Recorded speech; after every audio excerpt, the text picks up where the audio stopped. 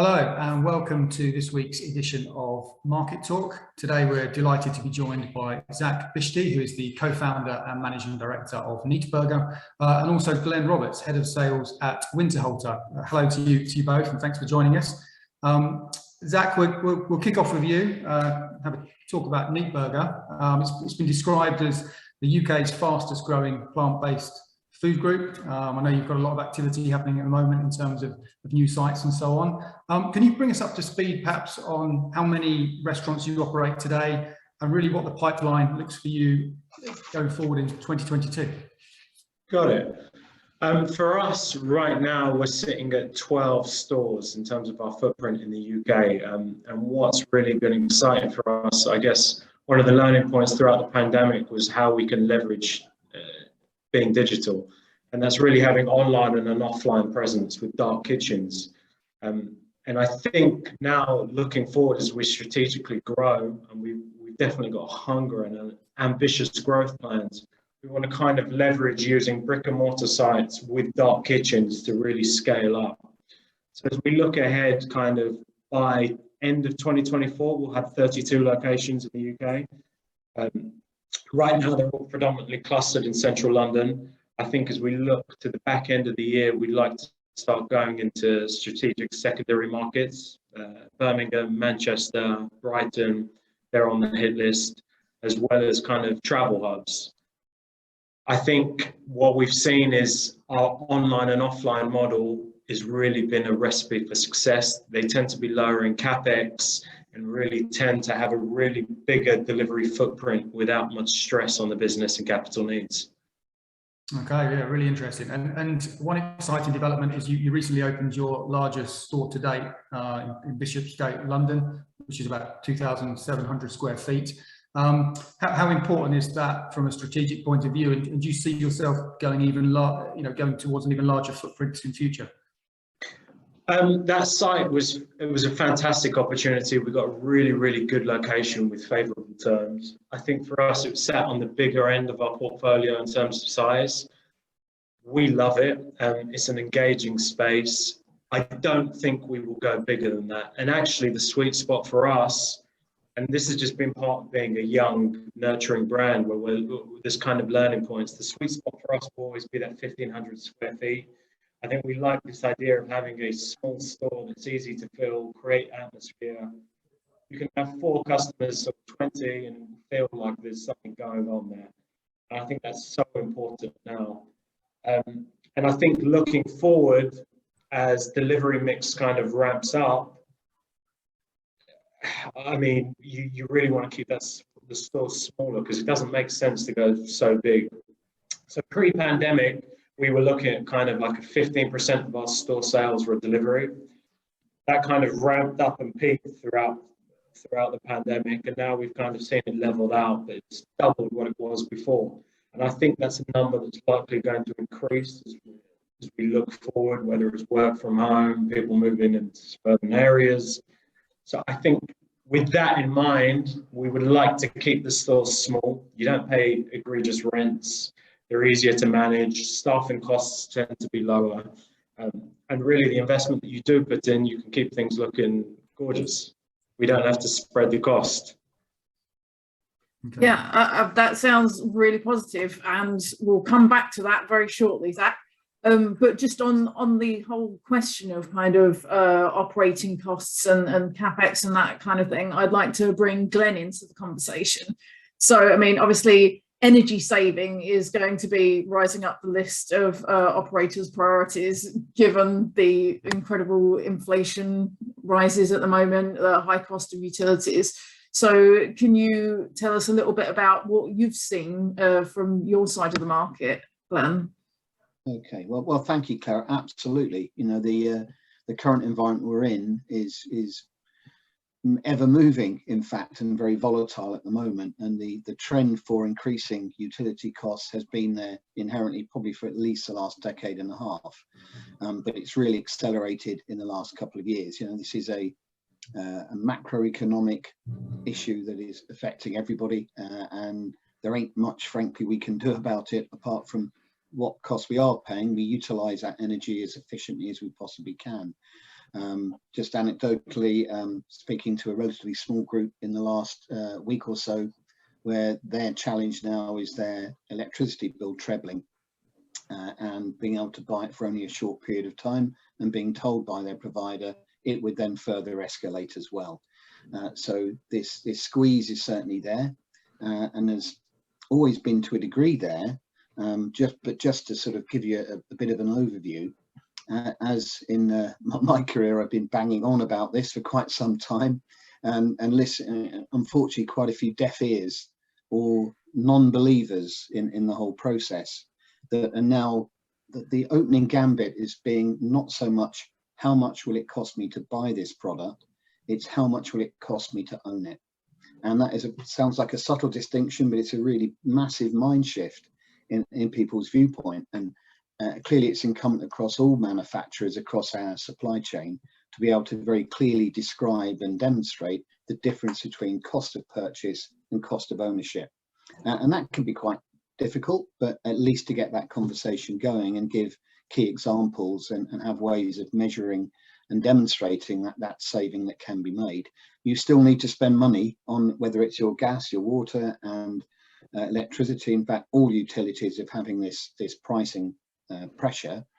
How do we resolve all of it? And it's darn difficult, particularly for Zack and his team, you know, across the multiple sites, is making sure that discipline of controlling what you're using is then delivered across those multiple sites with a degree of consistency. And I think what we in groups, small, large and medium, and even independents, when they may change operators and shifts and their staff changes, is having that housekeeping discipline and management of that process is also key to it. Absolutely. Now, Winterhalter has the connected wash system on many of its warewashers. So that measures a lot of the operational parameters. So can you tell us a little bit about what that's been showing you of late, what these systems have pointed out to you? Yeah, of course, Claire. And one of the good things is, it should be good news for Zack and guys out there, is that technology is already here. It's not jam tomorrow and it's coming, it's here across growingly across the marketplace, combined with as well operators who can provide full platforms that will measure holistically energy consumption across complete buildings.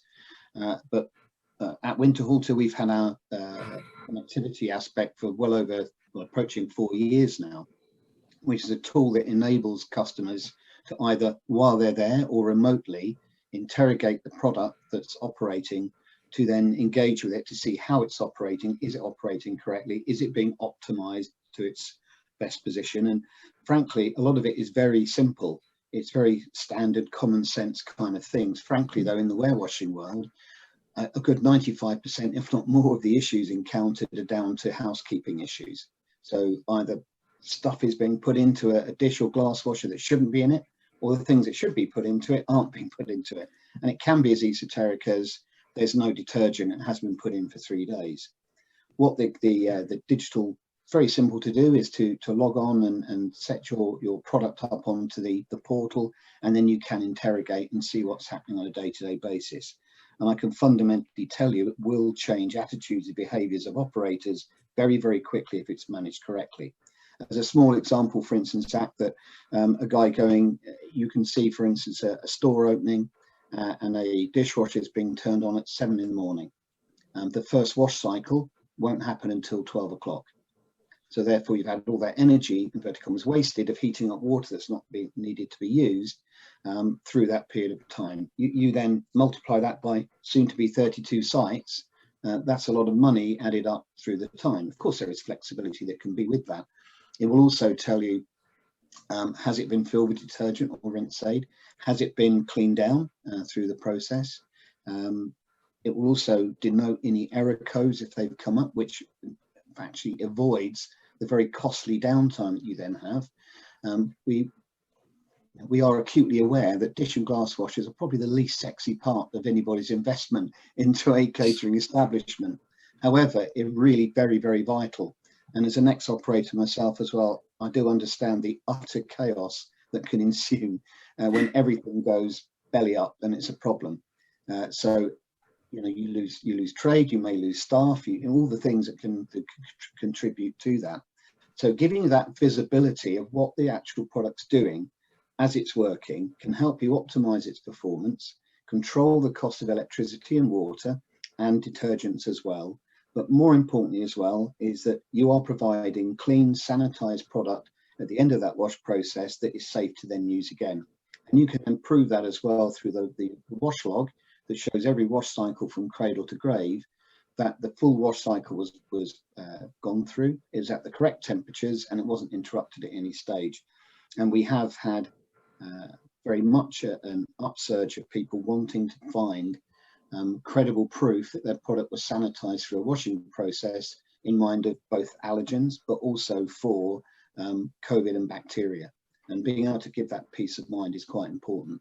Yeah, very true. And obviously the energy point that you raised is incredibly pertinent right now. And it'd be good to get Zach's thoughts on that shortly. But firstly, Zach, I wondered if you could tell us what a typical Neat Burger kitchen looks like. Do you have a fixed template that you sort of roll out to new stores every time you open?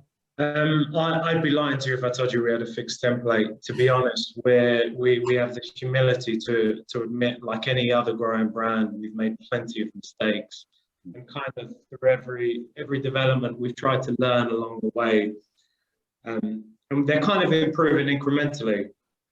And what I would say is we kind of approach them, we treat each site like a standalone store. I don't think there's one kind of cookie cutter model we can just drop in place. Some stores are really elongated, some stores the service area is out of the way. I think for us, what was really important, particularly during some of the staffing issues that have hit everyone throughout the last couple of months, not just us, is having a modular kind of base where we can throw staff around different areas and everyone's trained to work with everything. So having kind of some sort of unified processes was really the important part of the story for us. Sure. So do you try and spend, particularly as you increase the number of stores, do you anticipate spending kind of more time personally looking at the design and flow of the kitchen? And also, I mean, it'd be great to get a rundown of what you regard as the most important elements of a kitchen to make to allow you to deliver a consistent product across multiple sites. Yeah, I mean, Glenn mentioned the word consistency, you mentioned it, and that really is the key part of the story.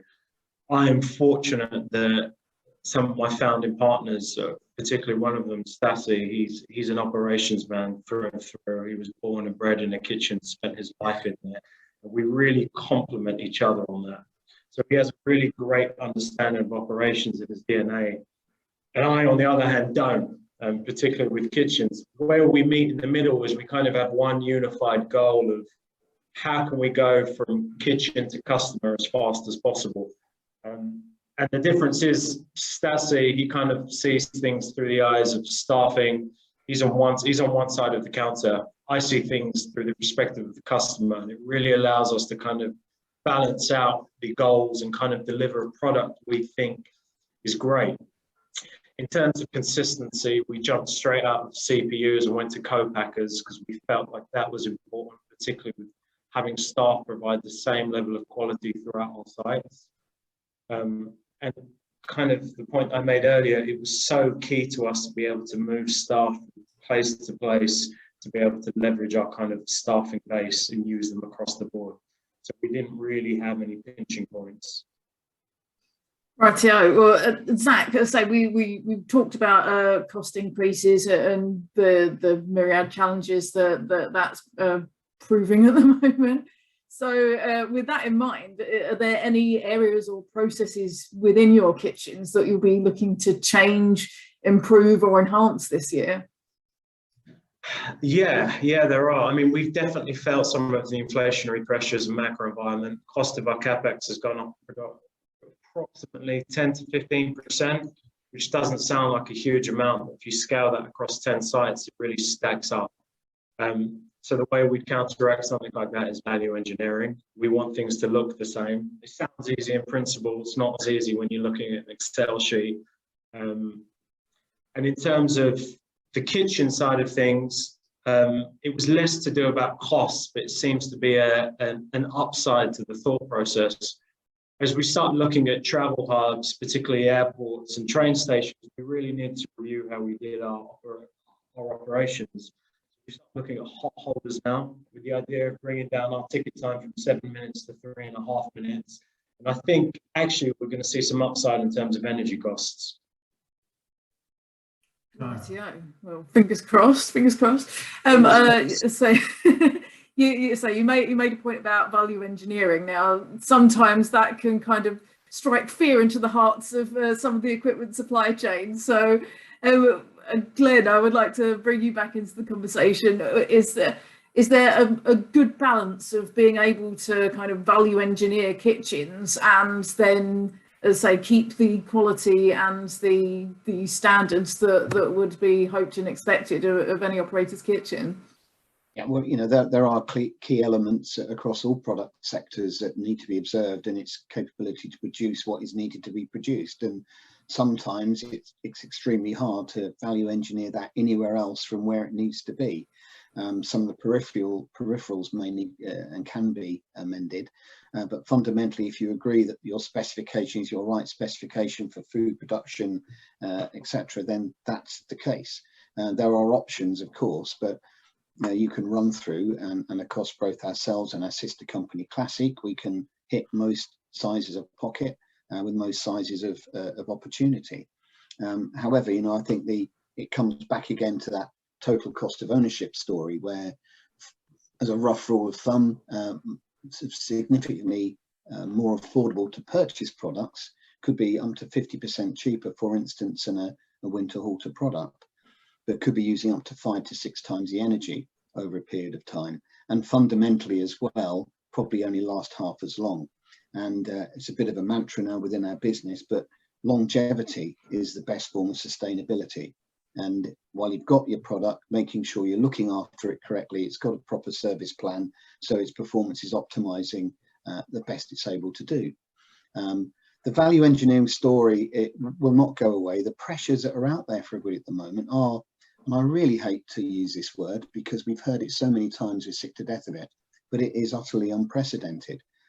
And I'm afraid to say this escalation of finished goods and the cost of any finished good is only going to go one way for the foreseeable future. I don't know if you're aware, and I think you need to have a very large rustling anorak to be aware of this, but the trading in nickel trading over the last 24 hours was suspended because the price of nickel escalated by 250% to a ceiling that was felt untenable. And the wish of getting all geopolitical on you, around about 7% of what's produced and sold currently of the reserves are in Russia. And that does have an effect as well through that process. It depends on what's being dug out of the ground and then being put into stainless steel. So nickel's added to steel to make it stainless, along with several other alloys as well to do that. And it's been a major driver of volatility of stainless steel safe products for the catering environment, namely 304 stainless steel or 430s, but not so much on that side. So that, for instance, just one element of it before we look at this escalating cost of transport. And we've got a limited amount of time, but pretty much every single aspect of the production of, the provision of, the delivery of finished goods to our part of the market into UK PLC food service arena has gone up ridiculously in the last 18 months to 2 years.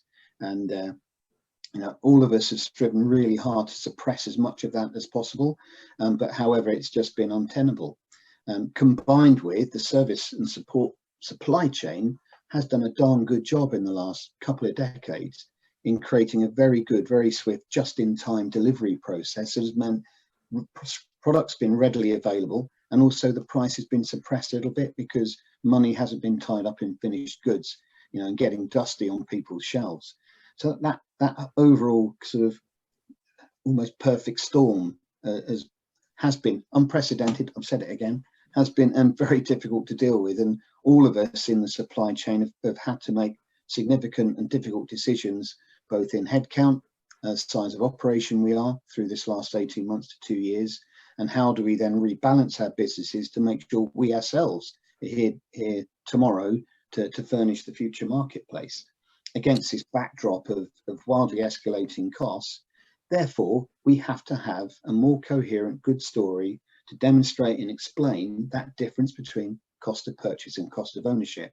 And if we do understand when people are going from pop-up to bricks and mortar, there are difficult issues for people to contend with. There aren't many happy and friendly bank managers wishing to loan large amounts of money into what's always deemed a dangerous space to put money into. So it is up to the supply chain to give flexibility in different offers. We have something called paper wash as a concept that we put together. That means that rather than buying something outright, you actually pay as you go. I suppose in concept it's a bit similar to the old photocopier or a pay-as-you-go phone. That takes away that immediate capex surge, and the cost for that comes out of OPEX. And I didn't want it to be a sales pitch for Winterhalter, what we offer, particularly because this is more of a general issue as well. But lots of other companies are coming up with solutions that hopefully help the cash flow and help that first difficult 3 to 6 months. And as Zach pointed out, about where you're going to position your honeypot sites around honeypot locations.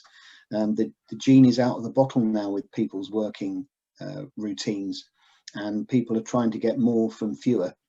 And that's also that other challenge of how do we then have a flexibility offer and support to customers that enable people to do what they need to do. But I've talked a lot about that, but fundamentally what you need is a product that sanitizes your product safely, does it as quickly and efficiently as possible for as long as possible, the least amount of intervention required.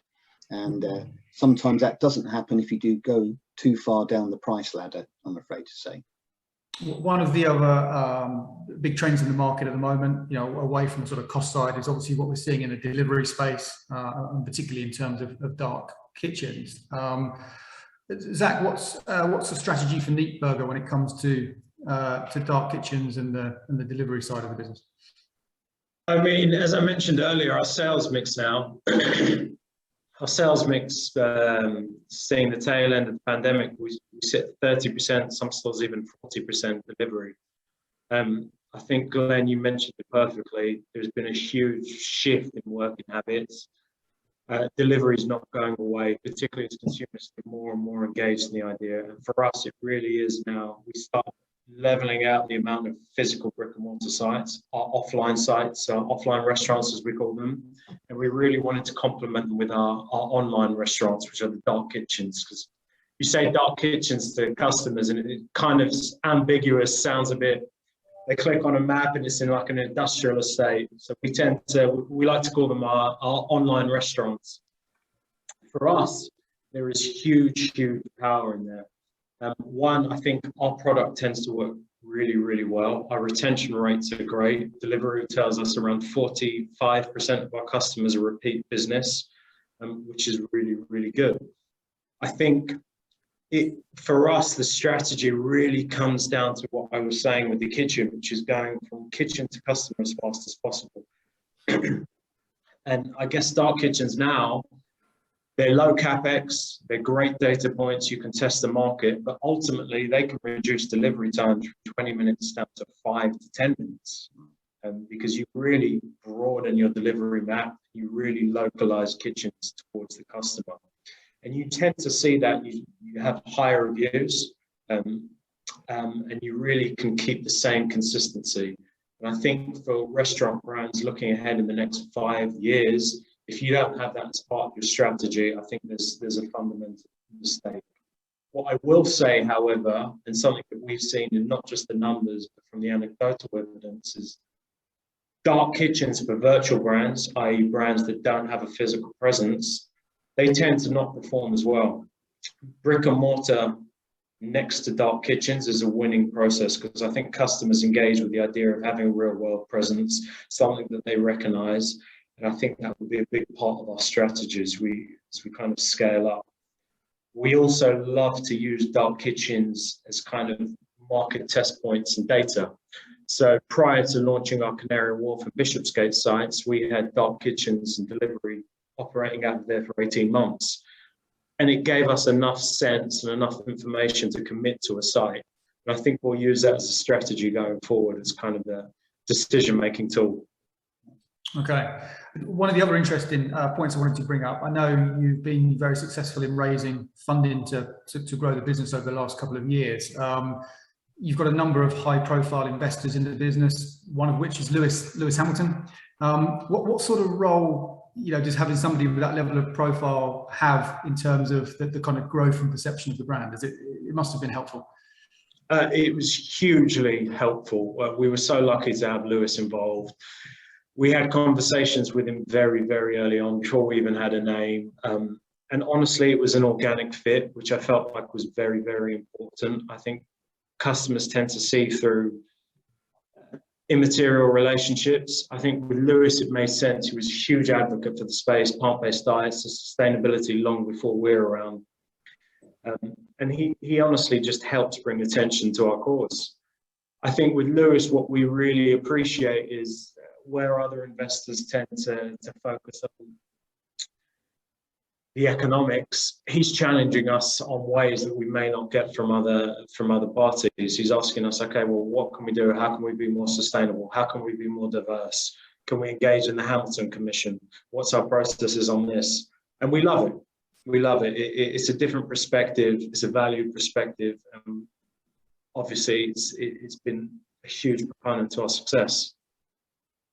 Yeah, I confess to being a huge Lewis Hamilton fan, so that makes me respect him and your endeavours all the more. So, I mean, obviously the growth in plant-based diets and flexitarianism is just, it's exponential seemingly. So you must feel that you're kind of perfectly placed to capitalise on this, but do you also expect the level of competition to increase as well? I definitely see the level of competition increasing, but we love it. We think it's healthy, and actually it just helps better our cause. Because if you look at what we would call our red flags or kind of barriers to success, the first is flavour profile and the second is price point. And competition solves both of those problems as far as we're concerned. So flavour, competition, everyone is up in their game. Anyone is getting involved in this space. They see a need to develop products their own, whether it's any of the big brands or the new plant-based brands, doing grocery and the FMCG side. There is so much innovation, and our NPD and food scientists team, they bring us products and we're blown away. I was a die-hard meat eater before, and I was eating meats within meats, and I never thought I would not be able to. And now what I see is that the change is becoming so easy. And there's really, we're removing that challenge and that barrier to entry in terms of flavour profile and developing products that taste like for like. So that competition really helps beat that first point. The second is pricing. I think as you look back 5-10 years, one of the barriers to the really good products was pricing. If you go into a pub and you'd order a Beyond or an Impossible burger, they tend to sit 30% higher in terms of customer cost on the menu. What we're seeing now is that actually all of this competition is deflationary. There's so much investment into the space. When we launched, the cost of our patties sat at around £1.05. Now they sit around 54p. I don't think that's going away. It will definitely taper off, but I think there's plenty of room in it. I think for us, we are comfortably market leaders in the UK. What we see is a narrowing window of opportunity. And I think all of your kind of big flagship brands, your McDonald's, Burger Kings, the footprint of their kind of plant-based menu or the size of their plant-based offerings year on year is growing. What we feel will be our real unique staying power is our sustainability mandate. So what we found fascinating, as I said, we engage in plenty of focus groups, consumer studies, and the big driver, particularly for the under 30s, for why they want to eat less meat, is the environment. And I think if you look 5-10 years ahead, McDonald's, Burger King, they will be able to have as much plant-based products on the menu as they can.